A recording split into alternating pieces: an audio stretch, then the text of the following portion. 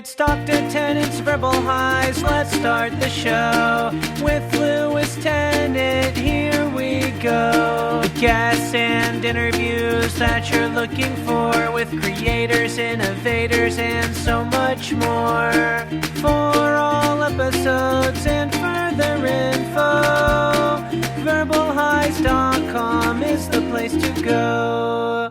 All right, welcome to Dr. Tennant's Verbal Highs, a podcast podcasted weekly from a kitchen bitch in Kingsland, Auckland, Aotearoa, New Zealand. My name's Lewis and I'm the host of the show, and I promised I'd get a second episode up this week to catch on up, trying to get 50 out in a year. Had my 2-week break. Don't know what's happening next week. You want to come on and talk? You want to come on and talk about stuff? Get in contact, verbalhighs@gmail.com. We managed to find, we'll look for someone next week. Oh, don't look forward. Live in the now, Lewis. Live in the now. Holding the pod microphone like an ice cream. Had to pack it down. Had people over for dinner. Can't have the space station podcast hanging over the dishes. Can't have lamb roast getting in the mic. My guest today is Mr. Bobby Brazuka, Sao Paulo-born, unofficial Brazilian music and culture ambassador for New Zealand. Great chat, man. Bobby's a lovely guy, and we actually went quite deep. A lot of them end up being bio pieces, but we actually end up going quite deep, talking sort of social issues and so on, particularly around immigration. Bobby's thoughts on that. I guess being an immigrant. I'm an immigrant as well. Being a more recent immigrant. I don't think I sparked that off. We just ended up chatting about it. It was really interesting, talking about politics in a very accessible and interesting way. Actually, it seems like a while ago I chatted to Bobby. I've got a list here of, I have to make keywords for the website. So I've got Fatherhood Brazil, Gathering, Sandy Bay, Paulie Fuamana, Soani, Conch Records, How Bizarre, TVNZ, World Cup, Jack Tane, Jacinda Ardern, Avondale, Catch a Fire, Immigration, Rio 2016, The Black Seeds, and PSC. So there you go. There's some keywords that come up in the episode. Just been fishing on the Coromandel for the first time instead of Kauai. I caught some snapper off the beach, which was pretty exciting. They're in the fridge. Haven't been eaten yet. We'll be eating shortly. I'll get out of your way. If you would like, I would like, if you would, subscribe to the show. You can do that on iTunes.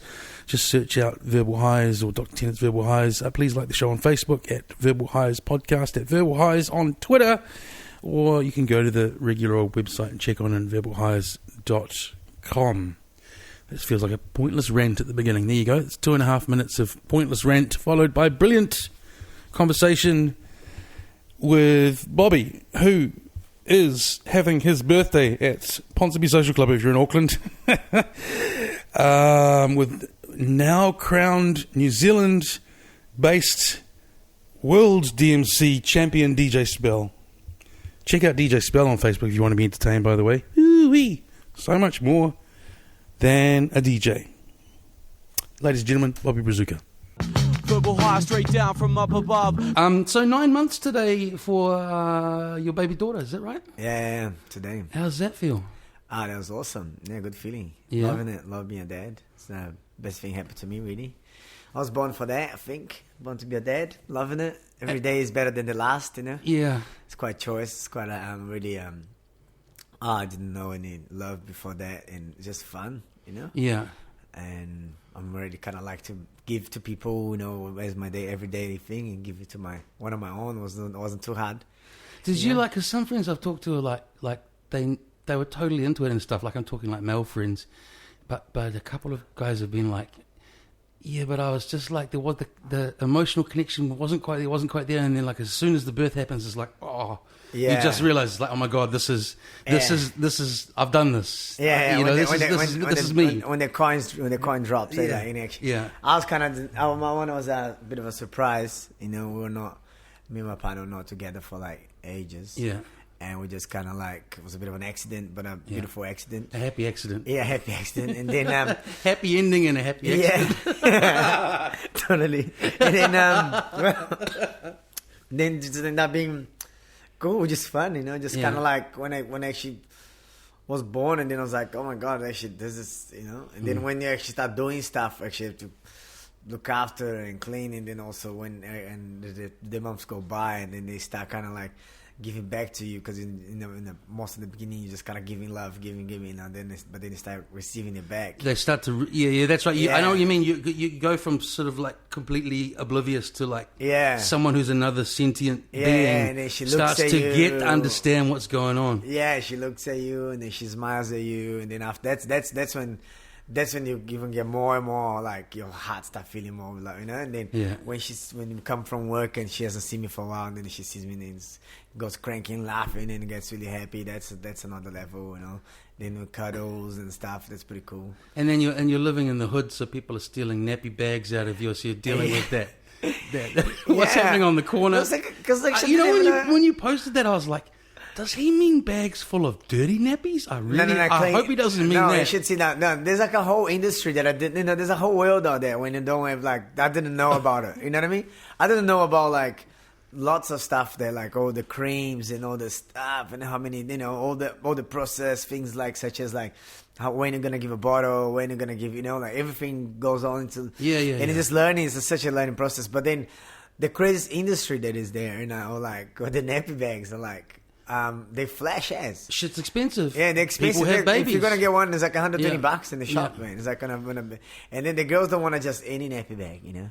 So when I lost the second nappy bag, my girl's like, "Oh, cool, we're gonna go to like Silver Park to get." I was like, "Why do we have to go to Silver Park to get, you know, like a nappy bag?" And then realized there's like a whole lot of nappy bag, a leather one and and they come with like compartments, and then there's a like there's everything, a thing for the bottle, a thing for the nappy. We'll get to politics later on, but we live in New Zealand at the moment where you gotta hide your nappy bag in the car. Yeah, and then that's some contraband there. Yeah, there's my driveway, which is kind of weird. Someone broke it twice. The other weird one I spotted, and I had to come home and ask some friends who have kids, is like, you know how they lock up the baby formula? Have you noticed they lock up the baby formula at some supermarkets? Yeah. Yeah. I noticed that. It's a kind of, I have like a detector, kind of something that is like a little.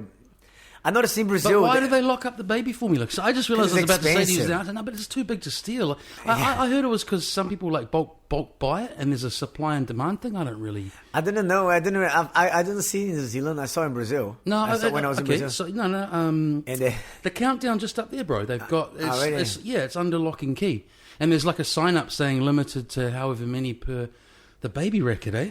Oh, wow. Yeah. Hope they don't make any meth out of baby formula these days. yeah. So you've seen it in Brazil, but it's here now, okay. Yeah. So what about, I was thinking today, like, you know, have you got a settled baby, or is it like, is you getting the mad woken up in the middle of the night? And she sleeps really good. She's like, she goes to sleep about 7:30 and wakes up at 7. Okay. Because I was going to say with the DJ life, it probably doesn't affect you as much as many people. Yeah, well, I try to... we kind of got an organic process that we actually end up doing, looking after the baby. But Jez, my partner, she's quite reasonable and quite pretty lucky. She looks after, pretty much takes the morning. Yeah. Sometimes I do the morning if she's kind of tired, because she also works in the music industry. Yeah. So sometimes she's just doing too much, and then I go over and take over in the morning for a little bit. And I find it kind of hard in the winter to get up quite early. Yeah. Like, you know. It's been the coldest winter since I've lived back here, bro. Really cold, eh? It feels like it's been like Wellington mornings. Because that's where I'm from. It's been like cold the last few weeks. Yeah, I haven't, is that... But you got me thinking, a lot of my friends who are like, well, a lot of us are like this these days, like projects, creative stuff, It's almost a better style of parenting, because it's not like you disappear like 7:30 in the morning, get on the road, come back at 6, real tired, go to bed. Yeah, and then have time for... Yeah. Like, I do daddy daycare like a couple of days, like Wednesday, Thursday. I'd look after the baby myself. Yeah, it's kind of a modern thing as well these days, you know, because there's more people working from home. Yeah, there's more people work. So I do work from home. I do one day in an office for Possible Social Club, and then I just use the office for everything, for my music stuff or my admin stuff.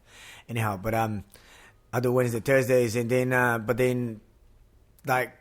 It's just then I'm mostly at home, and then it just kind of do it, but it's quite hard, you know. Actually, I feel like I try to I don't think anyone ever said a newborn baby was easy, bro. I don't think you're the first one to it's quite say hard to kind of juggle, juggle. Like even if you just come home, you're still at home and you got the baby, like sometimes a day, and then when I go DJing, then it's kind of instant money, you know what I mean? Yeah. While like if I'm trying to work on music, then it's just impossible because you can't stop. You mean trying to produce beats at home? Yeah, I'll try to like I just kind of co-produce, but just put it to ideas together. Yeah, it's just kind of you just can't stop, and you just don't get the motivation because you gotta do the washing or you gotta make a feed or gotta things go like that. So shall we give her a name? I hope I pronounce this right. It's Aoki. Have I pronounced it right?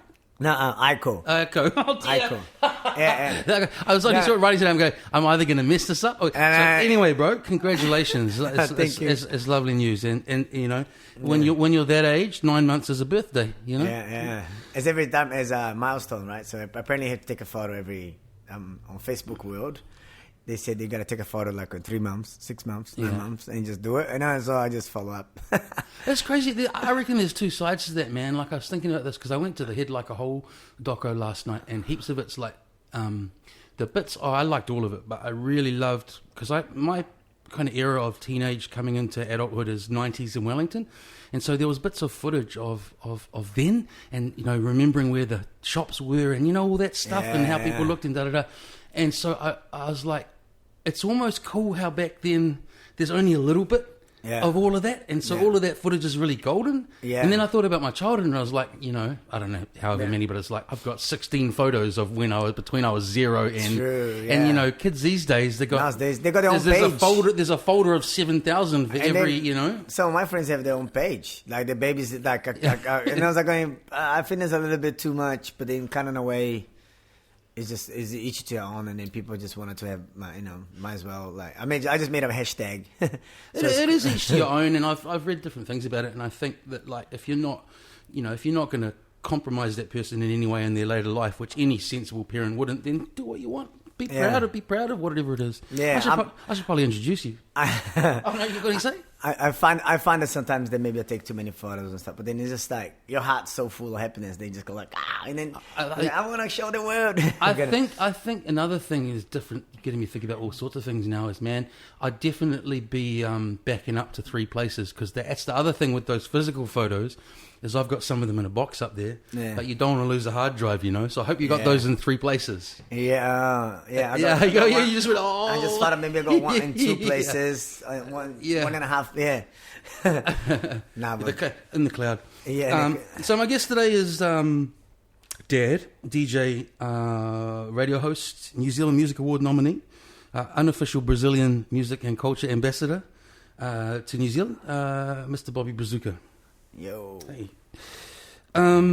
So when I first met you, I just got back to New Zealand. I lived overseas a few years, and I met you. You were the kind of the front man at Conch, the head coffee honcho, and I thought that you were like new to New Zealand. I didn't realize that you went to high school here and so on. So, born in Brazil or born in New Zealand? What's the story for the childhood buzz? I was born in São Paulo.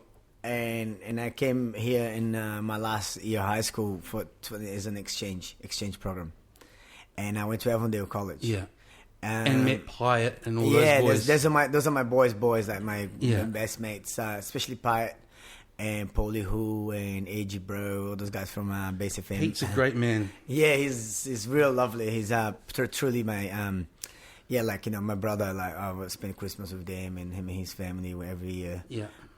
They being really the reason I came back. So because I stayed 1 year and then I met those guys and pretty much they made me fall in love in New Zealand. Really, they're the reason I kind of really really loved this place in the first place in 1997. So I stayed the whole year.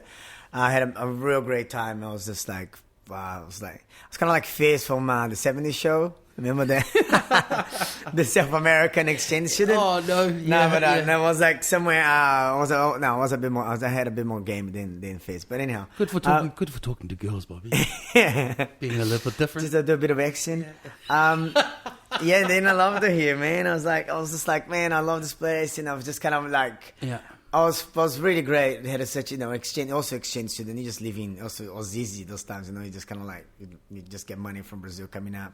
Yeah. And I just didn't have to do much in high school really. And are you saying high school was a bit more relaxed than? Because I already finished high school in Brazil. Oh, yeah. So it's sort of like a gap year. Yeah, it was a gap year, and then I just kind of like, man, I was just kind of hanging out, really, just having fun, and then I finished that year, 97, and I went back to Brazil, got into university, but I came back in 2000, end of 99. Finished uni?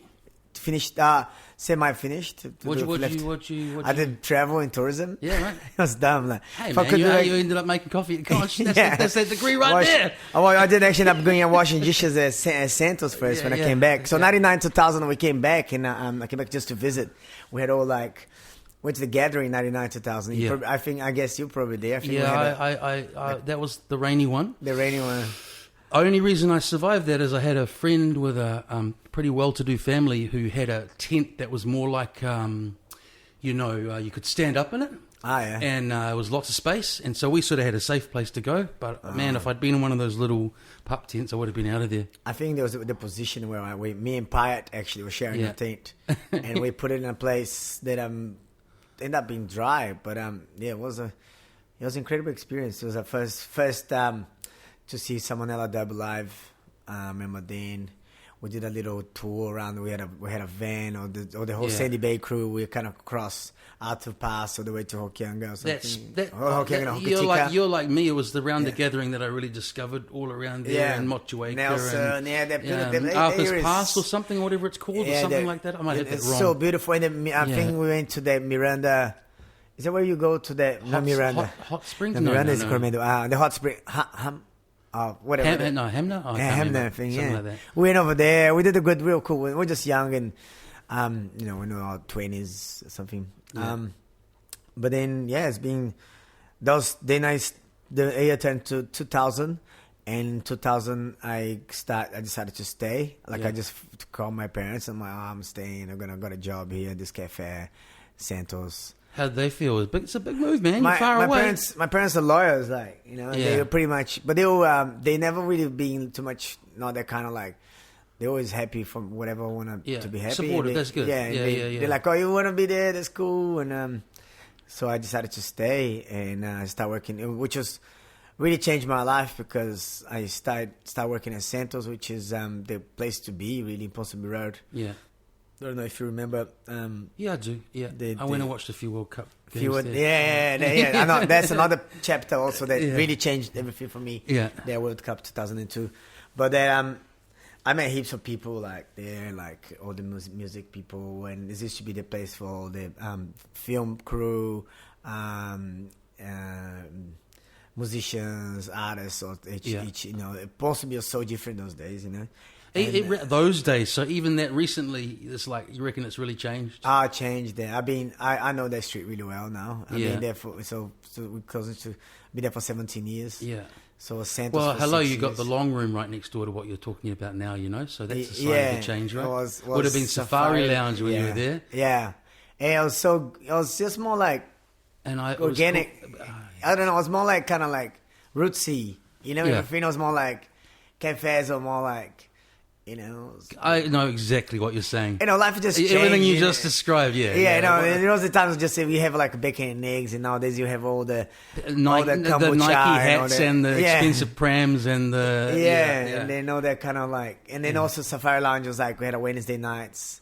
Levis to run the hip hop. There might have even been Buddha Bar before that, something like that. The Chill Bar. Yeah. Hey, we're going off track. What was I asking you? Just about turning up on up over here. So you move on over. Are you buying music and stuff around the stage in terms of thinking about DJing, or you already been DJing, or did that come later? No, so around that time also really changed. What really changed to me was, this is a cool story. I was carrying these dishes. I was the dishwasher there, and then I dropped all these dishes in front of three Polynesian guys sitting down on the table, and there was Carlos with the K, Soani, and Poli Fumaina, is that how I say it? From OMC? Fuimana, yeah. are you okay, little guy? And then I was like, oh, I'm all right. They helped me out. So I was like, oh, man, I look after those cats. Those cats are cool, you know, like. And each of them actually had influenced me in some way. Like, Paulie became kind of a little bit friends with him, and then he took me to his house once because we were talking about Brazilian music. And then he showed me all these records. Yeah. And he had some Brazilian records as well. Right. And then Suani, of course, I used to see him DJ, and she'd be like, man, and he was also the Smiley bit of more. Shit, Bobby, there's not a lot of people left on that list. I just realised. The three passed away, and Carlos at the K was. Carlos was the drummer for the percussionist. Percussionist, yeah. I lived here in '99 for 1 year, and he was such a lovely, charismatic guy. I didn't have a great year here in '99, but he's someone. When I came back, I said to a few people, "Where's Carlos?" It's like, I hate to tell you. Yeah, he was at time. He actually taught me a lot of stuff. You know, he kind of. I started buying records at Concho, and Concho was a store in Altea Square. Yeah. And then he's the one that should go. Like I was too shy to kind of. At the same time, I was financing my turntables from DMC down there. You know what I mean? Like, and I just started buying my stuff and wanted to kind of get into DJ more. And Carlos was like, "Nah, you're good. Come start playing with me." So Carlos started putting me into the scene. I'll DJ and he'll play percussion. The three guys passed away, but they're kind of being people that kind of got me into the music, really, really New Zealand music too, actually, you know. And then I was just loving. I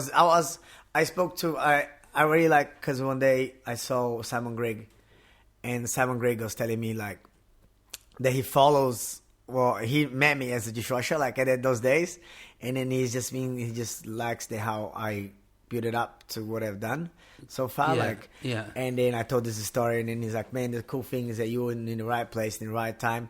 You know, like I saw Fat Freddy's at Safari Lounge. I saw Fat Freddy's doing 3 nights at the Lee Sawmill. Yeah, you know what I mean. I was here for the whole when it was all bubbling up. Yeah, it was the Shea Fu. It was like someone else. It was like all the whole Wellington scene, all the Wellington musicians start popping up, and then I was living there, you know. Yeah, which is like. So Paulie, you got close enough that he took you to his house. I'd imagine he wasn't in the best part of his career. Then have you read the book Simon wrote? No. Oh, you got to read. I saw the documentary part of it actually on the plane. On the Māori, I saw one on Māori TV. I thought was pretty good. Yeah, about how he was doing visual art and stuff as well, which I never knew. I was a little bit of a history. I was on a New Zealand flight. Yeah. And it was a impressions of him. He was just quite flamboyant, like you know, like kind of like also young. There was also kind of like we just kind of didn't know. I kind of couldn't figure out like why he was taking me there and talk to me, like, you know what I mean? Why is he giving me the time? You know what I mean? Yeah. Also, so that was pretty. I thought it was just pretty cool. And then Carlos was also someone. Then I kind of link up to this story another day, because Carlos, when I used to hang out with him, he used to be kind of like say goodbye to every bartender, and when we get out of the club, he stopped to say going up Queen Street. He stopped to talk to all the buskers and stuff, and I'm like, why is stop to, you know, and he's like, just give your time to people. Time is more, you know, money is nothing but like time, you know, just and that's pretty much what I thought that maybe Paulie was doing. I'm not sure, like, you know, but then that was pretty cool. I was just really stoked that, you know, Simon Gregg was saying that about someone such a level of, you know, knowledge of New Zealand and such an infiltrated. Well, you know, Simon wrote the book on Paulie, right? Yeah. So I picked that up, and I probably finished that in 3 days. So you should get it from somewhere. And what's the name of it? Oh no. I'll find out. How Bizarre! It's called How Bizarre. Yeah. So I think they did because it's like how bizarre that this PI fella from New Zealand had this worldwide smash. How bizarre everything that happened. How bizarre So good title. Wow. Have your folks ever? They must have come out here by now. Oh yeah, quite a few times. Yeah. Quite often. Yeah, I'm quite long distance grandparents. I'm quite like tight with my family, and my dad's Japanese, Brazilian Japanese, and my mom is Brazilian. And my mom has got kind of full-on Catholic, you know, like 8 brothers and sisters. So she's the oldest of 9. It's pretty common. There's a pretty huge statue hanging over that city. Biggest Catholic nation in the world. So your dad, I wonder about the Japanese thing. So your dad is Brazilian Japanese. So his grandparents were Japanese. Parents, sorry, were Japanese. Japanese. His parents, yeah. Yeah, one to Japanese, Brazilian. And how do they meet? It's not. I mean, these days it's very common, but no. So now in a year's beginning of the century, the Japanese, like the slavery finished. So the Germans, 18th century, whatever. 2016, Bobby. So then the Japanese went over, the Italians went over. Like Brazil was just kind of like what happened when the Lebanese and the Greeks went to Australia, or the Croatians came to New Zealand. No, there was land of opportunities, like so they need labor, and the Italians went, the Germans went. They built up Brazil, like and a lot of Japanese went as well. So also the Japanese, the biggest concentration of Japanese out of Japan is Brazil. But they don't go anymore. They're finished. They stopped. The kind of immigration kind of end up around after the Second World War, probably like 1940. So from your dad's generation onwards, that I guess that kind of, you're saying that ethnic combination isn't as uncommon as you think. Japanese Brazilian heritage. There is more. Yeah. So there is, like, for example, in the beginning of it, the Japanese, everybody says, like when they talk about it, in 2008, there was the 100 years celebration of the Japanese immigration to Brazil. It started in 1908. Yeah. And then in the beginning, they read books and stuff and talk about how the Japanese were actually buzzing out, like, when they first came, because they're looking into, like, Brazil, the high ceilings, the Portuguese colonial style of building, high ceilings and toilet bowls, and bunk beds, and, because they always should sleep in the floor and poo in the ground. You know what I mean? Like, and then but the Brazilians were buzzing out on the Japanese because all they want to do is work, and, and just, they was just so in the whole way that they were. And the Japanese would have mixed to Brazilians for a long time. The Japanese are famous for that as a race, though, a lot of the time, right? Yeah. They would have mixed. A lot of the Asians, like, try to keep up. Like, now the world's kind of being more open-minded about, but those days were more like, they were in Brazil and they couldn't, so my dad was kind of like, my dad converted himself from Buddhism to Catholicism to marry my mom. Yeah.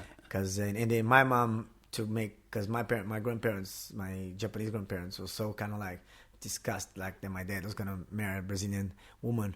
And my aunties as well, they were like, my dad's sisters were like, what are you doing? And I always find all this stuff so weird. Yeah. Attitude, Yeah, but they know those days, like, that was like in the 60s. Still now, you'd be surprised, yeah. And then she started learning how to make Japanese food and stuff. But time back, actually, all my Japanese aunties, the three sisters of my dad moved to Rio. And all my cousins, they all married to Brazilian people. Yeah. So they paid. They got. Yeah. But yeah, I love it's not going back now. We're not going back. Yeah, I love that mix. I love being. You spent much time in Japan? I only went once. I've been once as well. What an amazing place. Yeah, it was cool. That's a culture that I think would take many more visits to properly figure out. It's very different. Very different. Yeah. Even just landing back in Auckland, it was like, oh. Yeah. Very, I was there for only 5 days, but then I was pretty busy. I did a big trip. Did you feel any part of you feel like you were home? They will try to speak to me sometimes because they can. It's weird about Asians because, sometimes I can figure out Japanese more for the clothes, the gears, because they got like really kind of like a bit more, not being, they're a bit more stylish than kind of other Asians sometimes. You know what I mean? Like when I see in the street, like. Oh yeah, there's visually amazing. Yeah. Yeah, and then but then they can see it in your face that you more, and also they start to speak to me, and I'm like, nah, they speak Japanese. Get out your app. Yeah, that was So but I love being that half, and now I have a Brazilian Japanese Kiwi baby. That's pretty good. Well, that's the way the world's going, man. Yeah. That's what I was meaning about those attitudes of the past. It's a funny thing. There was I'm going to get there one day, Bobby. I am.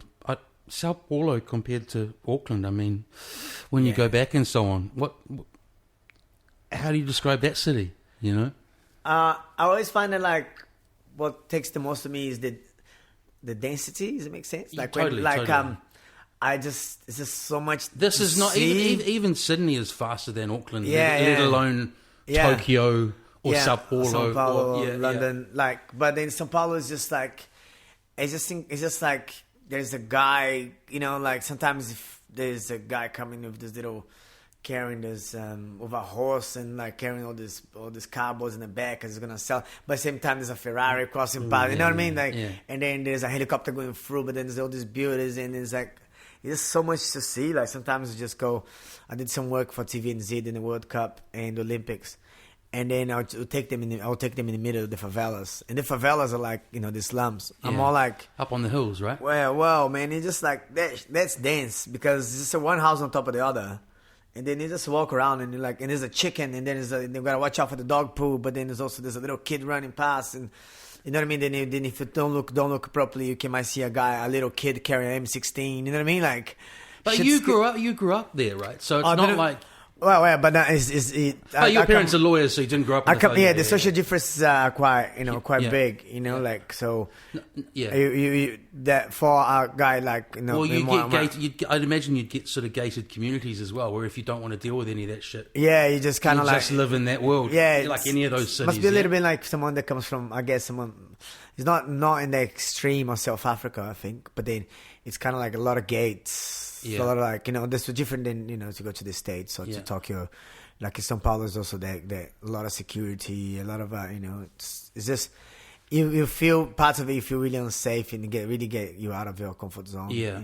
That's funny you say that because a lot of places, like when I was in New Orleans, it's like, I don't go around that corner, go around that corner. Yeah. I'm pretty it's not that I look tasty or anything like that, but I just hold myself in a way where I don't generally get too freaked out like some people would. Yeah. But yeah. And I don't know what I'm saying is I'd imagine you'd kind of be the same. Like but it's also how you But when you actually realise that, what I'm saying, when you actually realise that, you go, fuck, this is actually somewhere quite dangerous. Yeah, if I actually, if I feel that heat. Yeah. I didn't feel that on parts because I think sometimes it's also how are you but that's how you present yourself towards the area, and then if you're kind of like scared inside, you're just kind of get them. But it's not meaning. I'm not meaning like you're being a tough guy. You just hold yourself in a way where you're like you're right. You don't. I guess it's like dog sense fear, right? Ex natural, yeah. But like I did.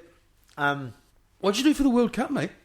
Sort of a chaperone, Portuguese translator. Getting to linking up both stories is like I remember, there was one time I got scared. I was like, Brazil just lost 7-1 to Germany, and I was working doing chaperone, kind of driving them around to visit crew.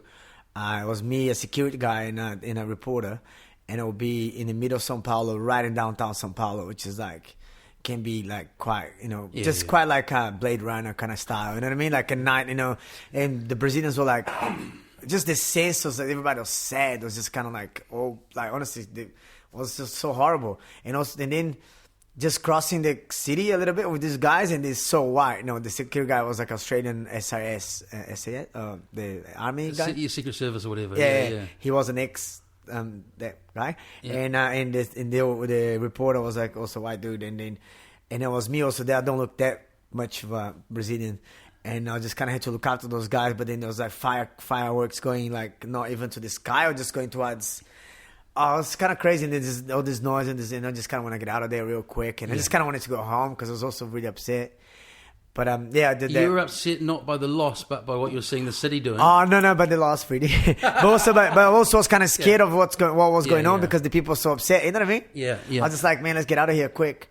And but I had the time of my life. I DJ'd. There was 2 parallel jobs. I decided to go for 6 months in 2014 and live there. Just kind of like stay closer to my family, like one of my nephews and nieces to kind of. Know my name. Year? 2014. That's the World Cup. I didn't realize you went back and lived there. Yeah, I lived there for 6 months. Yeah, right.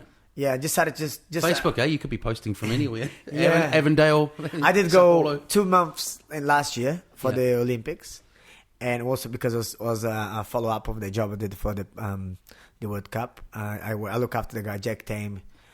He was kind of correspondent, so he from New York. But then I'll look after him for the first part of the World Cup, and then after this other reporter, Steve Marshall, came over. Yeah. So anyhow, I was just living there, and also a friend of mine got me to DJ, which is pretty cool. I was just like, I DJ for a few of the games, the opening. Wow, like to those huge crowds. No, it was like so. There's the stadium, and next to the stadium there was a sponsors village. Yeah. So like Castro had a big lounge, and then Adidas, and then Emirates, and then all those people had so in the middle of it there was a DJ booth, and that was me DJing. So it was pretty sweet. Yeah. I DJ there, and then after the World Cup was just insane. I hang out in the VIP area watching the games. When the game, so I just played in the interval, beginning the start of the games, and afterwards. Yeah. So it was time of my life really. Couldn't believe that I was there in the World Cup. Yeah. So I'd imagine, but that will be something that if Bobby's around, that every time there's I suppose it's not going to be in Brazil again though, is it? But the TVNZ still give you is there other stuff around that? So because they had the Olympics line up, Jack, which I became quite connect with, we're good friends of him. He got me the work to do the Olympics, which is then I went for 2 months. Yeah. And I work at the Paralympics as well. Yeah. And that was pretty. Hang on, amazing. Where were the Paralympics? Right after they usually do. No, where? Oh, they were okay. It was in Rio. So Rio yeah. 2016, and then Paralympics 2016. Just they do 2 weeks after. They was just using the same kind of infrastructure that they had for the Olympics. Yeah. That was pretty cool. It was another great. I was just loving it. It's just amazing to be in that time of Brazil, because we never did that. We had a World Cup in 1950, so God knows when we're going to have another World Cup, and then, You mean we, meaning back in Brazil? Yeah, back in Brazil. So. It's a country that would be top of the list for multiple ones, though, surely. So it's just now there's actually in such a bad state. It's actually in a real bad crisis, and what's going on? Political. School me. Just they just. I thought it was always a sort of tense. Yeah, it's quite tense, so but now it's just the violence is huge. Heaps of the people don't have any work, and the corruption is in extreme. So big, and it's an economic war, not a religious war or whatever. Not economical, political, just political crisis really. Yeah. And then that's actually affecting the economy, but back in 2012, 13, kind of that was when Brazil was booming. They were kind of was getting to a good state, and then all this scandals, this happening there about corruption and politicians getting go to jail and stuff, and Rio is just the huge amounts of money. Just bribing, any construction is is that they find out, for example, just an example of it, for example, the old mayor of Rio, he just before the Olympics they said Rio de Janeiro said we are broke, we are bankrupt. Yeah. The state was bankrupt, and then now they just put in jail the governor of a few years back, and then he was just every single he had a gang. Yeah. He's actually he had a gang, and he's every single construction was he had to get a bribe. He get paid for it. And then we're not talking about they were talking about millions. They were talking about asking if you want a coffee down the road. You know what I mean? Yeah. And it was you go you just can't believe it. There's millions and millions of money. The people don't have the buses. The buses are the public transport is terrible in Rio. So infrastructure's breaking down, and this guy's buying islands and jets. Yeah, and then they find out that the whole family runs the whole public transport system. Yeah. And then the family will pay the governor. Yeah.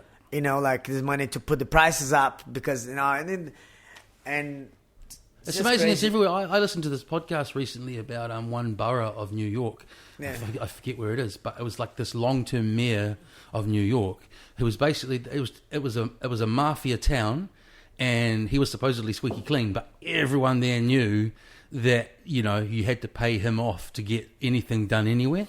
Yeah. So it's you wonder how much of it goes on, man. It's a funny. They say New Zealand's corruption free, but I wonder these days, Oh, I don't think so. Because I wanted to ask you about that. You're talking about the dude with the collection of cardboard on his ramshackle bike or whatever, and then the dude in the Ferrari.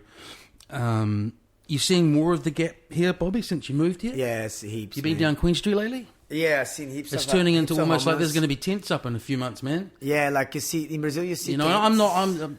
We're on the same page. I'm not hassling those guys. They're homeless, but it's I'm saying, why the hell? How is this happening on our main road? Yeah. How is it that you go walk down there and So we go back to talk about or kind of go back into the time when I was at Santos, and then I realized there was no more like a rich kid from Brazil just having a fun time in New Zealand. Yeah.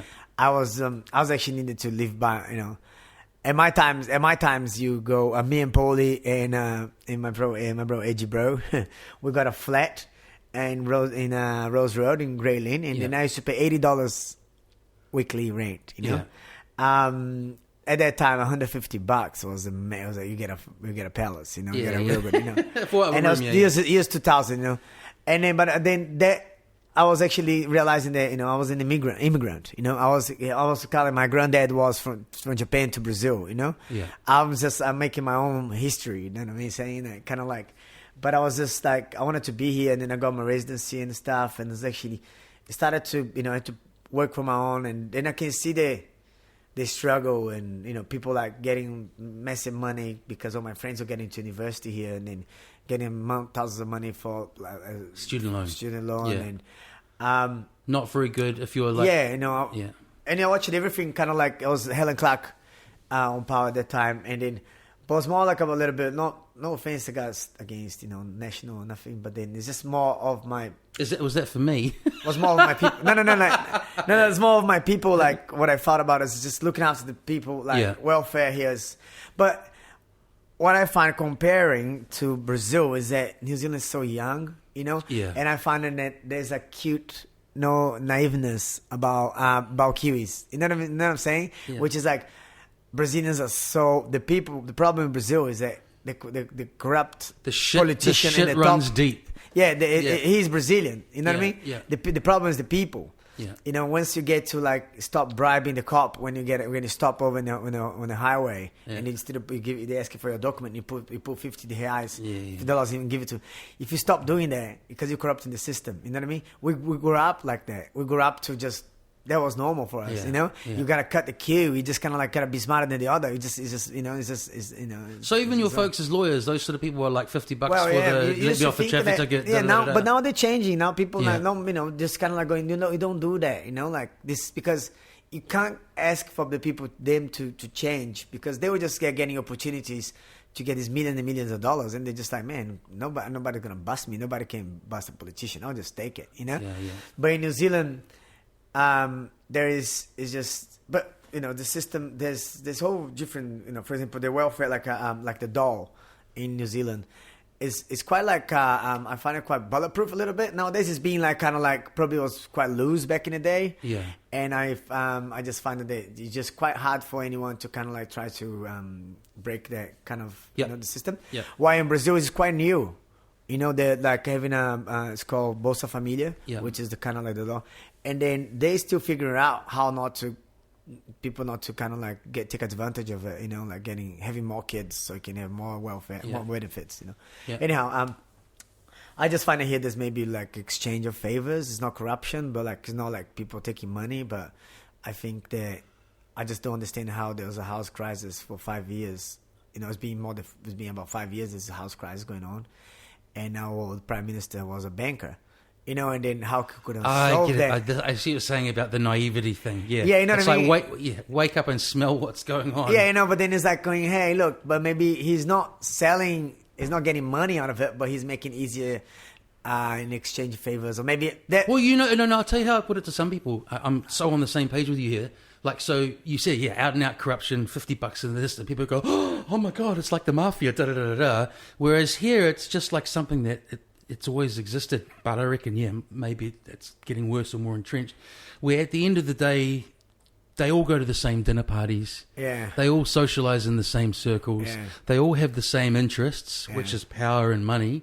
They all have the means to exercise where that power and money goes. All their kids go through the same elite schools. All the same people have the same phone numbers. Yeah, and it's exactly like how they like when I first came in exchange. For example, my was Avondale College. My friends, some of my friends would be from Avondale, would live in in a house that was a bit more humble, say. But then I had other friends that were from Titirangi, and then like a massive mansion. Yeah, and we all hang out. Yeah. Because it was a bit different for me to see that, because in Brazil, like I would go to the same school with the people that go to the same neighborhood. There's like these social differences. The social difference grow quite a bit now.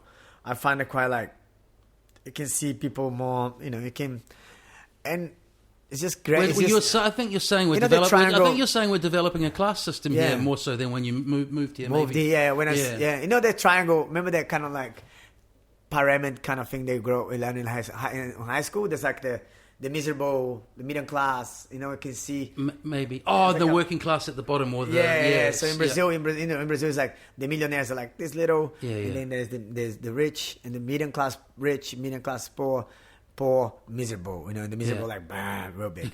You know, so but in New Zealand's you know, people live in cars, and you know, then it's like there's child poverty. It's like, I mean, and then people blaming on sometimes on immigration, and I don't know if that's the right thing. I guess there's places in New Zealand that there is work. You know, down south it is a bit colder, it's a bit not attractive to live. But I guess I think that everybody has your interest in the world changed. You know, it's not just New Zealand. It's like the world's kind of being a little bit more selfish. I was going to say, closing off what you said before, it's like how we're a really young country. And then the point I made to you, just to finish that off, is I was going to say is like, you know, somewhere like England where you just expect to rent all your life now because, you know, property ownership systems are hundreds of years old now.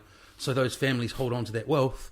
I think you got something there as well. Is like, you know, the longer we go on in the system, the more that those wealthy families own more and more, and it becomes harder and harder for everyone else to get up on that ladder. So unless you break that system somehow, which is, I guess, a whole lot of political talk, it's like it's going to keep happening. Which I find that can come.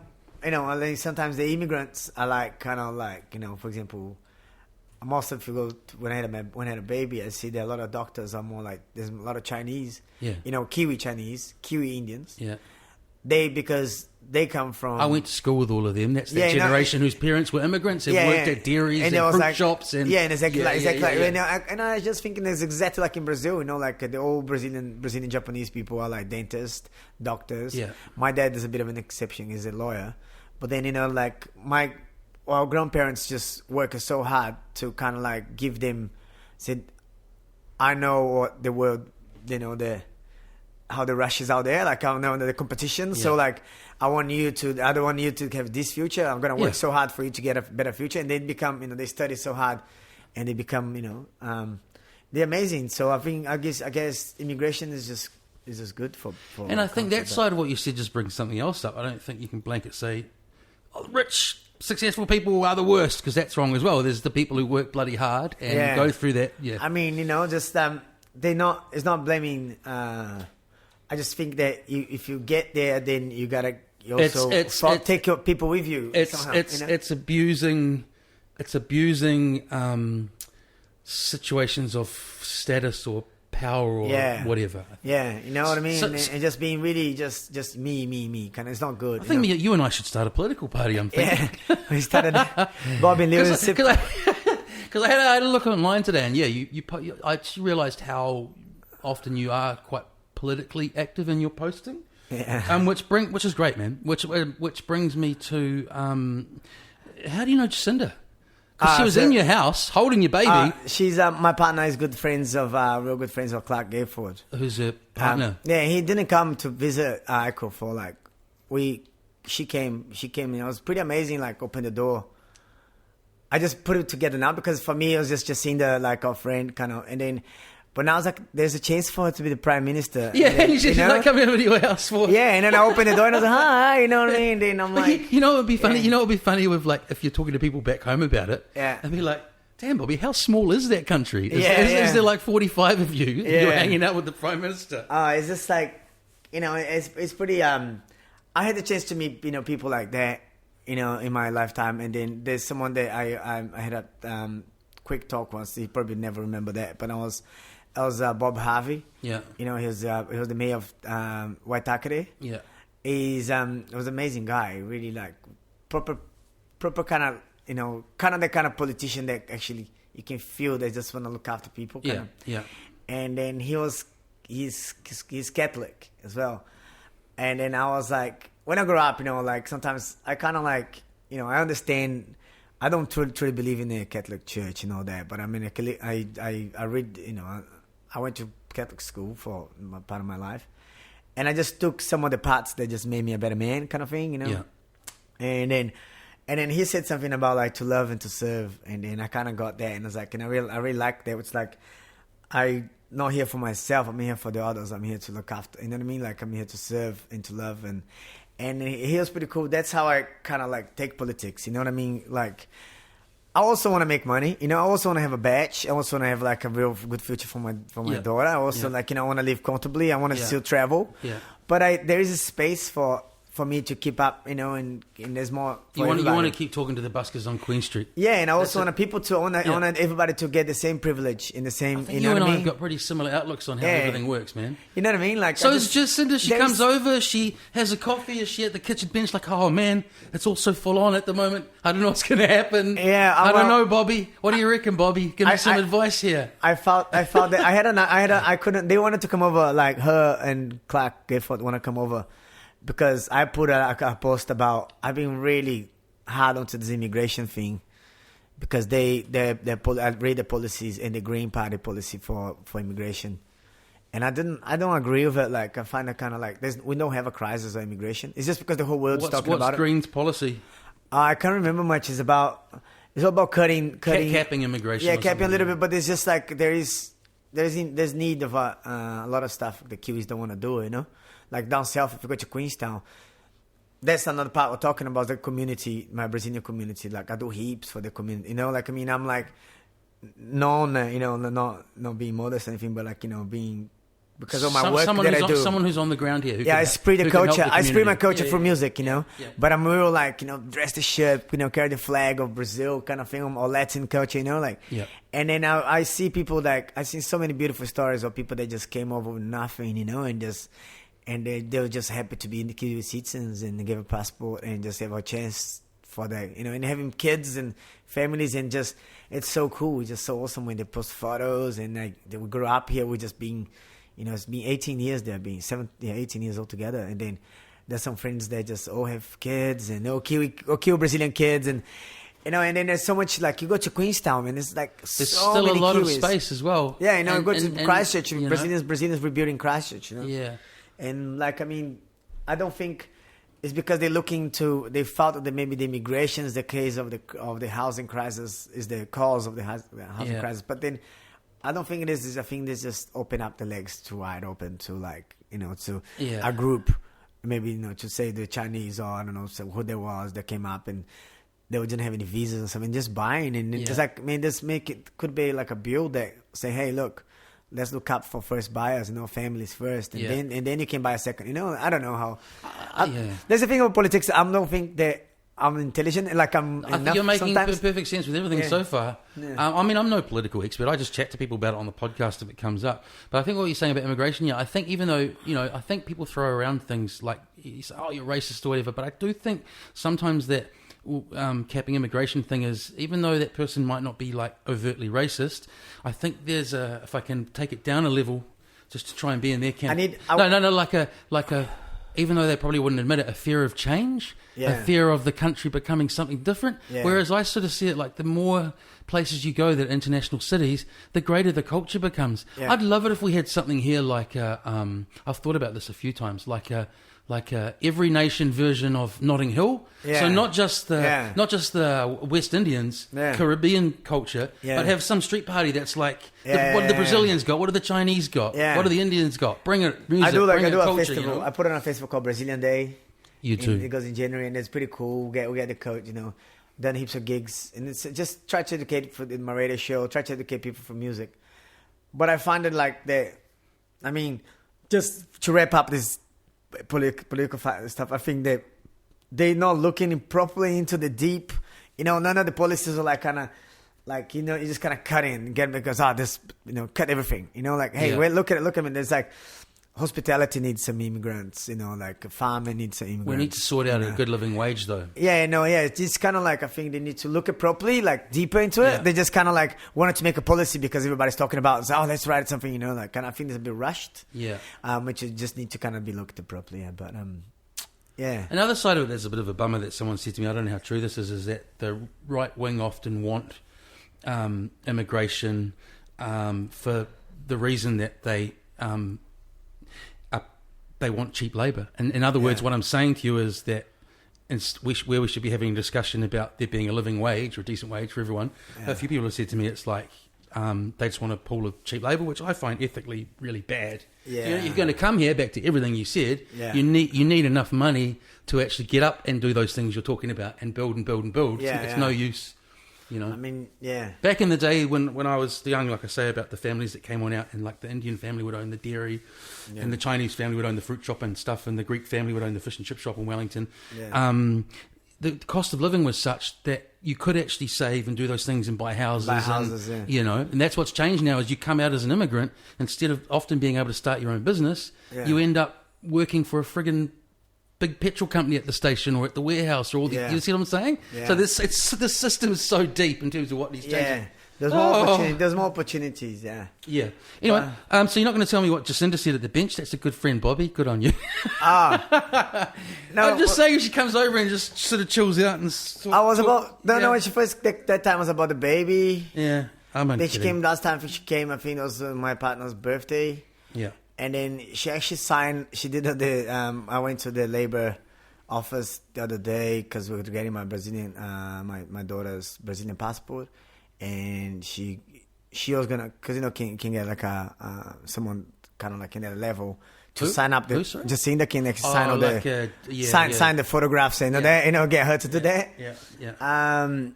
I remember, that's when I last saw her, and I was going to Wellington to get my girl's passport.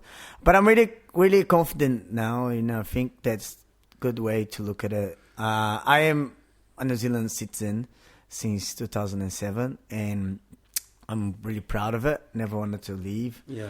And then I wanted to be, this is my country. This is also my country. This is also, I'm an asset to this country. I pay my taxes, but also like, I took New Zealand music to. Yeah, there's cool things that we can talk about. Like, I took New Zealand music to Brazil a few times. I just started, I tried to do a record label.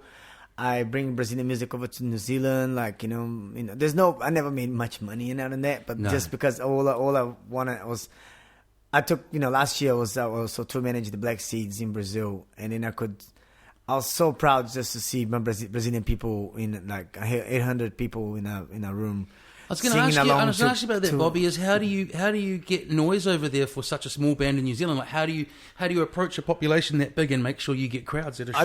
There was this kind of like everything this way around. So I started doing these parties, and became big in promoting and putting on Brazilian events and stuff, and then I start kind of doing the other way around. Which is I actually just by luck, I went with Catch a Fire to Brazil to me and Polly, my friend Polly, who we decided to shoot a documentary out of our own pockets. We just followed them around. It was the first New Zealand band to tour Brazil. Yeah, right. So we'd follow them around, and they went to the tour bus and kind of went all over Brazil, and it was pretty cool. And then everybody singing along, all the Kiwi, it's just so famous, so big in Brazil. And I was we shot, we got a little documentary, came up with they re-edit an album, and then they put as bonus our documentary. Oh, nice. And it was about following them around. It was pretty cool. But so how do you get, like I said, back to that, even with Catch a Fire, which you weren't involved with getting them big, who got them into the Brazilian market, and how did you get crowds for Black Seeds? So everything was quite by luck. After that, I wanted to start a record label, and I took Lady Six. That was me taking trying to push my label in Brazil. Yeah. And I just had connections. I had some people there. They're my friends that have blogs. But mainly it's just the internet, really. Yeah. You know what I mean? It's just the internet grows so much. There's just no borders. People they know about music. So many people know. It doesn't exist anymore. Never heard. No, everybody knows about and people that like reggae. So I think some Brazilian cats. A lot of Catch a Fire online, and Oh no, Catch a Fire was because a lot of Brazilians came over here, and they just in Australia, and they're quite big in Aussie. So they took to they just started taking back to Brazil. You know where else they're really big that a lot of Kiwis don't know about? They're really big in Hawaii. Yeah. Catch a Fire. Because of that, there's obviously big Polynesian population there, but they do a lot of touring around that part of the States. Funny story, I was talking to Dallas from Fat Freddy's. Yeah. And he said that he was in a taxi, and they said about he was from a band in New Zealand. And he said, "Oh, do you know New Zealand band is like, Fat Freddy's Catch a Fire?" And Catch a Fire is local. The taxi driver said that Catch a Fire was local. In Hawaii? In Hawaii, yeah. Yeah. They're real big. They're the most hardworking hardworking they tour band. there a lot, yeah. Yeah, they do. I don't know how they do it, like, stay away for so long. But our documentary that we did is actually talk about that. Talk about how... Can I find it online, or is I have to buy that? Is it on Vimeo or something? Yeah, it's on YouTube, I think. Can you tell the listeners what's it called? Just put Catch a Fire in Brazil. Catch a Fire in Brazil. Okay, I'm going to watch that after you leave. I'm taking the rest of the day off anyway, so that's all good. It's real quick. It's only about 12 minutes or something, so it's pretty easy to watch. So how many shows did Barnaby and the boys do in Brazil? That was last year. There was about 5. But it was just luck, really. Because, I mean, after I did the work with Lady and did the documentary with Catch a Fire, they approached me asking me to manage them and to help out to put some gigs. So I did one gig together with a friend of mine in São Paulo. Yeah. But they actually were sent to Brazil by Vans. Yeah, right. The shoe company. Weird. Yeah, they were doing a 50th anniversary or something, and they decided to fly the Black Seeds over to Brazil. So that was the main thing that took them there. So this is the world we live in. So Vans in the US decide to fly a Kiwi band to Brazil for a shoe. It's quite cold in here, right? I see you pulling that over. No, I'm going to put the heater on. Okay, that's all good. That sounds good. So just 5 shows again, sort of cultural liaison and stuff. Yeah, no, just kind of. But it was quite to manage, kind of first. My partner does that jazz, and so she was doing it. So I kind of tried to copy her, in a way. I was last person to go to sleep, first person to wake up. Just took as the job. I like to, you're gonna be tour manager now. Just dressed a tour manager shirt. And just hold all the shit down, basically. Yeah, and then I was cool, counting everybody in the van, everybody here, okay, sweet ass, and also because stressful? knowing. That was pretty easy. The boys are so lovely, Those guys are just on my friends, and it's just easy to talk to them, and then they're hardworking people too. They just know the boundaries. Oh, Barney's a great guy. Yeah. I imagine he leads a band, lead a good life. But yeah, but seeing them Brazilian people singing along, oh man, that was just hot. It was just oh my people, you know what I mean? Then also the same way when I bring people here, about Jorge Ben here, the guy that sings Masquerada. Yeah. And that was a peak, that was sold out power station, and it was. Oh, that was your show. You promoted that. Yeah, I promoted that. And the year before, I did one that I lost so much money, all my savings. I did a guy called Marcelo D2. Oh no! I found it because I was having a big run of I just used to put some Brazilian parties at a fire lounge with 700 people, 800 people, in one night. Yeah. And then got this opportunity to bring, and that was quite big for me because I didn't know anything about. So going back to Safari Lounge, so this happened ages ago. You lost heaps of money on a gig, or just it was 2009. 2009, yeah. So in 2002, everything changed around the World Cup, as we were talking when we first started it. There was the World Cup in Japan, and we started putting these Brazilian parties, but there was no DJ. So I was there, I had to DJ, even though I was kind of embarrassed and kind of shy. I just started DJing, and it was next door to Santos where I worked. So I started, and then. These parties went off, and Brazil won the World Cup that year, and then I started putting in Brazilian parties. Yeah. And then I started bringing, and it was cool, I started bringing guys doing gigs with bands and different bands for Brazilian flavors, they were starting Batucada Sound Machine and $1 Million. And then with DJs like Nick D and Roger Perry and Chris Cox. Yeah. So they started, that was quite cool. And then there was the old 420. Yeah. And then after I started getting asked to do gigs at Kuja, and then asked to do gigs at Galatos, which started, and then my career DJ started getting bigger, and then got asked to do a radio show in George. But then I thought that was me. Oh yeah, sweet ass, I can do this gig. I can bring this guy. He's amazing, big in Brazil. The promoter's dilemma. Yeah, then I was put in this gig, put the power station, put all my savings, of coffee making, of 9 years. And then I was coffee making for 9 years. Power station fits 1,100 people, and then I had 250. There was the worst about it is that when you go and everybody goes, you just kind of swallowing, going, oh fuck, and you just kind of thinking, and then everybody tapping your shoulder and go, oh, that was great, man. Even there was not that many people, there was a good vibe, Yeah. But then it was everybody going, oh, that was dope, Bobby. They're hey, man, bro, sweet ass. And then you look at it and go, man, it's the band made money, the rapper made money, the venue made money, the bouncer made money, the all girl made money, And then you're the one that going, oh shit. But then I have a business partner that does his parties with me. The Brazilian guy that's got a big network of. Yeah. And then we look at each other and we're like, fuck, man, are we gonna pay this? Then because the bills start coming after, College Hill comes with this big, And I said, look, man, just look into investing the money in ourselves. We didn't lose it. Well, I was going to say, I mean, it's shit that it happened, Bobby, but at least it happened at that level, and you didn't end up going to some level where it was like, Victor Arena. Yeah, you know what I mean? Back to Brazil. Yeah, it's just a swap. Then you just it's just weird when you do that game because I actually love it, the risk. Oh, totally. No, I've always because I've had a bit to do with. I've worked for promoters over the years, and I've had a bit to do with different parts of events and parties, and I've always thought it's such a skillful thing to pull off and blah blah blah blah blah. But you just kind of said I like the risk and stuff. It is kind of a form of gambling in a way. Yeah, like. Will it rain on the night? Will this happen? Will that happen? Will blah blah blah blah blah? And then that's kind of like motivates you, but so excites you, and then you kind of like, and then if you win, you're just so stoked, and then you just kind of, if I you look lose, at people so this is to do not just the business side, but actually just pulling this stuff off, bro.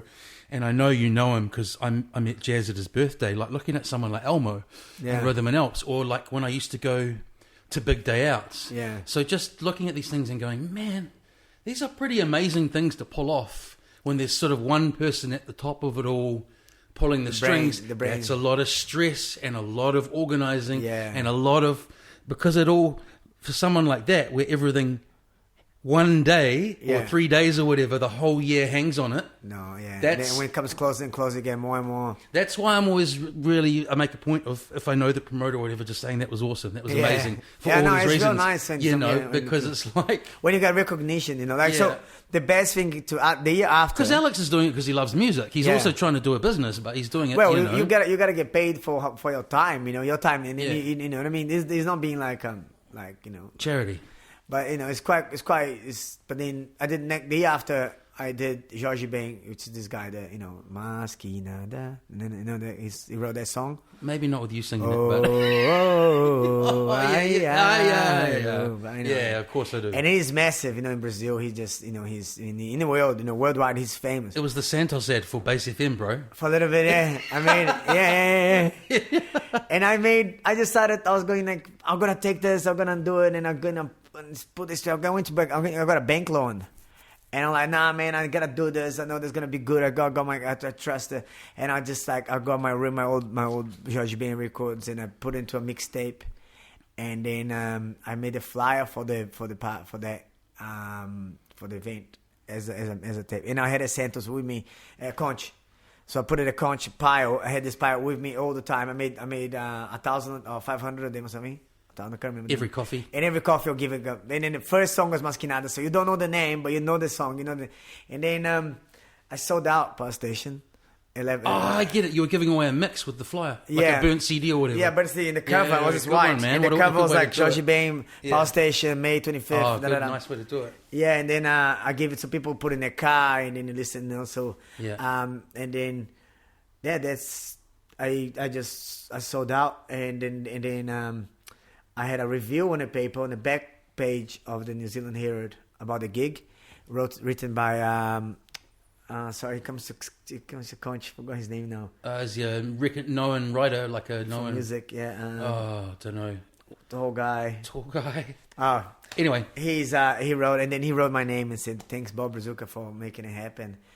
And I was like, "Man, I got my name." It's like sometimes how the promoter gets the name, and then I think I was just so great because I don't dig people, the promoters getting the names, because it's more about the artist. The recognition. But the recognition from, I was just like, oh man, this is so dope. Like, I was just kind of believe it.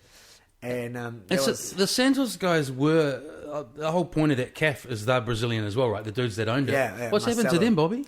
Marcelo and Marcelo is showing it, and then he sold it to his ex-wife, Anne. Yeah. Marcelo now lives in Bondi. Anne lives in Kumiru, like she works. Is he doing the cafe buzz over there, or? Nah, he started bringing genders. He's got Avianas, I'm guessing. No, it's like a copy of it. Oh, it's called Amazonas or something. Mavianas. Yeah, it's like a sustainable one, kind of recycled. He's doing good. He's happy, and he's a bit much older now. Surfs every day. Still got Nice. Great dude. Yeah, and then life went by, man. And so how big's the Brazilian community in Auckland and New Zealand now? They say there's about around 8,000 in Auckland. Yeah. And then in Queenstown, there's 15% of the population. Queenstown is Brazilian. Really? Yeah. Wow. You go to Texas and there's Brazilian. Hang on, but residents here or working holidays? No, residents down there. That's awesome. Yeah. Which is like it's incredible. Like, you go to a little town like that and you go to McDonald's, there's like this, you can order in Portuguese. Yeah. Yeah, it's pretty cool. Because I was thinking before, a few points before you were talking about, I didn't drop this thought in. You were just talking about immigrants in general having coming over here and making the most of it. Like, they used to call America the land of opportunity, but yeah. I know we're in the corner of the planet, but it looks a bit more like the land of opportunity now. Yeah. Here. Yeah. I don't dig a lot of New Zealand, a lot of Brazilians, some of my friends, they might not like if they listen to this, but I hate when people just a lot of them just get their passports and just fuck off to Aussie. Yeah.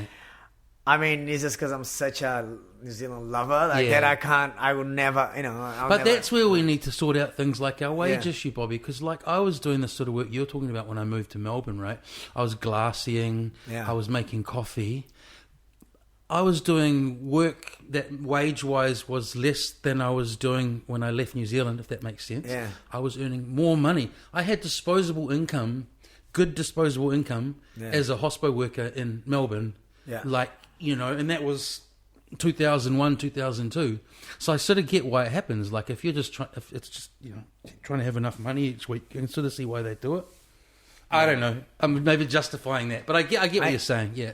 I think that I guess it's just so small, and that's the problem, and that's all the immigration things. Well, that's immigration. More people equals more economy, more wages. Think, if I was prime minister, I would probably try to get put a university maybe in or maybe some part like in somewhere like the Hawke's Bay, which is always sunny and beautiful, and then. Just attract people to go live over there. Yeah. Maybe Nelson. Yeah. Something to do, something maybe in New Plymouth, maybe those areas they're more like kind of more livable. Have you ever been to Palmerston North? Because you just made me think, that's the reason I wouldn't go to Massey. It's because you're in Palmerston North. But the Hawke's Bay, if there was a Massey, even New Plymouth or somewhere like that, those places that are, real nice sunny spots. There's stuff like, I'm a lefty, but like I just think that, like, for example, when they wanted to oil drilling, there was an idea that I had. Some people didn't get it, like oil drilling in New Zealand. And I was like they got Petrobras, which is the Brazilian oil company. Here. Oh, they're supposed to come, and New Zealand was so tough on the people not so anti it that they got out, and it was quite good. And then Samar, what's the name of the other one, American one? Marco or something. We're both forgetting stuff now. I know the one you mean, the really huge one. Yeah, anyhow, they wanted to come, and then I was like, okay, what about if you go somewhere like, they wanted to go in the East Coast of Gisborne kind of thing. And I said, what about if you just go to some people like that? And then the whole world is doing oil, and then there's the part here that could make much more, bring a lot of money to the country kind of thing. You know what I mean? Yeah. And so say to someone, I say, look, you can come over here and do oil drilling in our coast, but then you're going to be here for 5 years. No, and then regulate the hell out of it. And then your people you're gonna bring some people, gonna teach our people how to do it. After the 5 years, you leave and we do it. Do you know what I mean? Yeah. So then the Kiwis, and then you put a university in Gisborne, and then the university will come with a supermarket, and then it'll come a little shop, it'll come in cafes, and then more business come to, and then the city will grow a little bit more. We not just leave out the ribbon vines, you know what I mean? It's just, you know what I mean? Like, so the whole, we boom in a little other center. Yeah. I mean, guess kind of like what they did kind of in Perth, like, the kind of mining. I mean, which kind of gave a big boost to Australia. Okay, I don't know much about I know, because with your original point there, I get what you were saying, in that you're saying you're a lefty, but you've got quite pragmatic concerns when it comes to prosperity and everyone. Yeah. I mean, I quite the problem with that idea now is with the oil thing is like I think we've got to move sustainable and stuff. Yeah, now. There's all this stuff to think about. Yeah, and it's such a tough country. I mean, solar power. Let's have the solar people over here and teach us. Yeah, it's such a, or something like that. Just, I get the sentiment of what you're saying. It doesn't need to be oil, but I kind of start reading a little bit of the guy Macron, like the French Prime Minister, President. Macron is what I said. I think, and he's he was the Minister of Economy of France, and then he kind of decided to make his own buzz, and then he's kind of like that kind of way of like being to the people, but also kind of like he's economist in his background, so he kind of think in a way that bring money, and then I mean I guess that's what we need in New Zealand, something that can boom it like in some sort.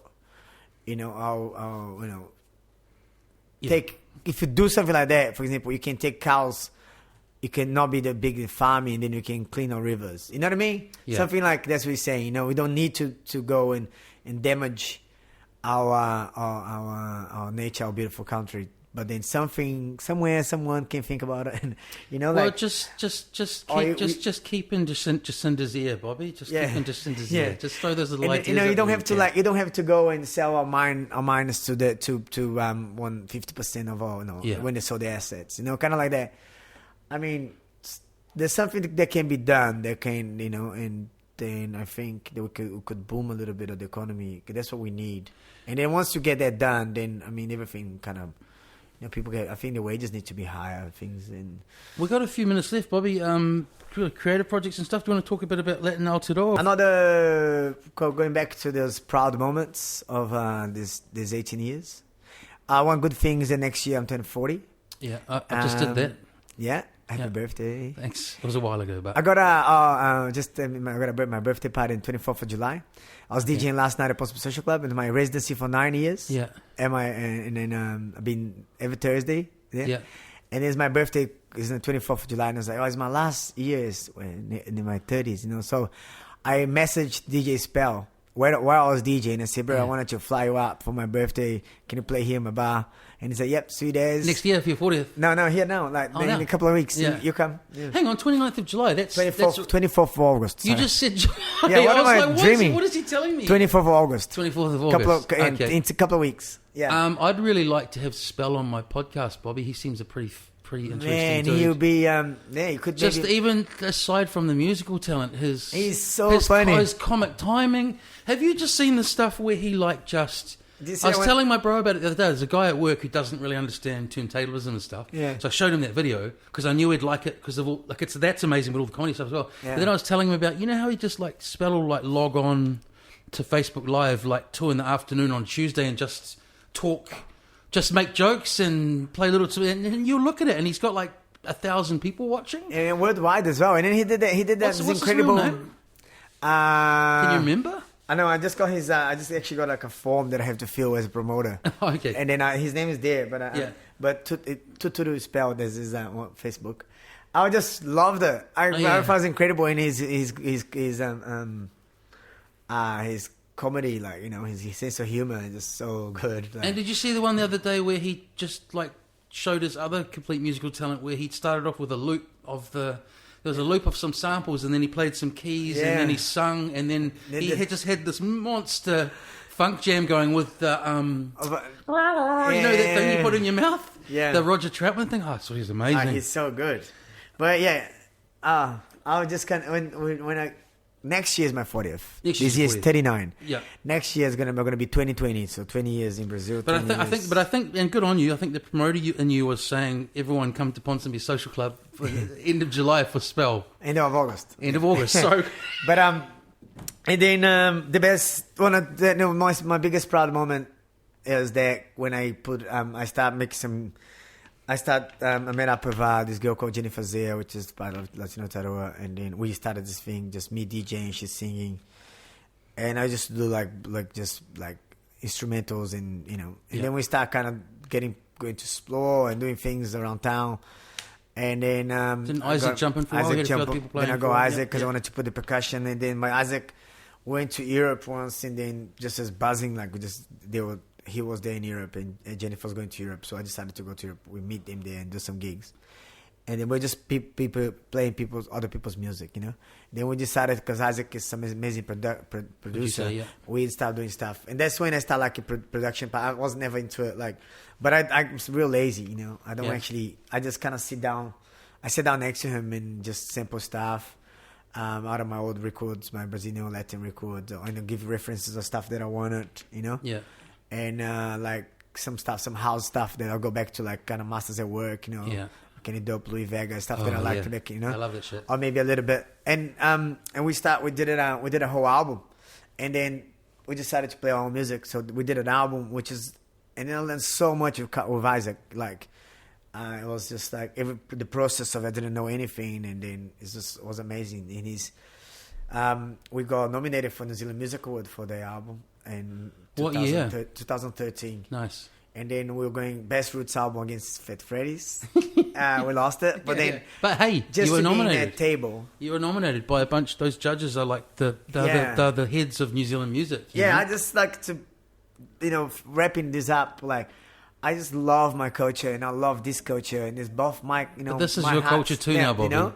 Both of them, you know. Just like I put my heart into things, you know. Sometimes I go out there. Sometimes I can be expressly wrong, or if I was rude to something. Sometimes I just think that, you know, my mind goes so. It's just work. It's kind of like I don't think I've ever known you to be rude or anything once. You're pretty welcoming kind of a dude, man. You know, sometimes, you know, like, my mind doesn't go as fast as Nick D's. You know, like I get Nick, you know, but it goes in a way that sometimes I just forget things. You know, but I love the way that I was sitting at the table there, and I put Latin music in the top with all the other coaches on New Zealand music, and so I love New Zealand music. When I live this, I know I was there when Scribe and P Money and, you know, Fat Fred's all this, you know, and I know I studied the background of different things, listen to people such as you know all the guys, Simon and Sid, you know, the heritage, Peter, you know, and friend, you know. And just, I know the hope, for me, it was when I put Latin music up in the top of the, you know, New Zealand music scene. I felt in a way that was like, hey, look, we can't be New Zealand Latin music, because there was no New Zealand reggae before, you know? No. And that's where the herbs started, you know? Yeah. You know, so then I kind of understand the whole process of it, and I was like, man, this is cool. One day, you know, maybe I'm putting a little bean there, and then something, you know. Yeah, little seat. We're gonna end now because you got to get going to sound check. Yeah. And I decided it is quite cold here, and I need to get the heater on. But awesome, so bro. I've learnt a lot about you, like I do with all my guests. That was fun. Thanks, man. It was a real nice corridor. Thanks so much. Cheers. Man.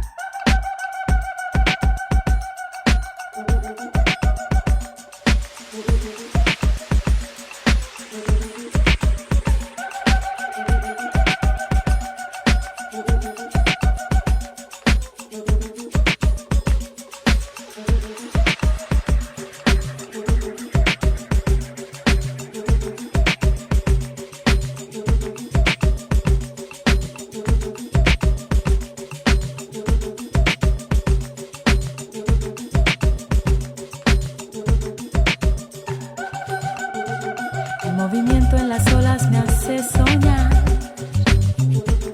Es su cuerpo con ritmo, su manera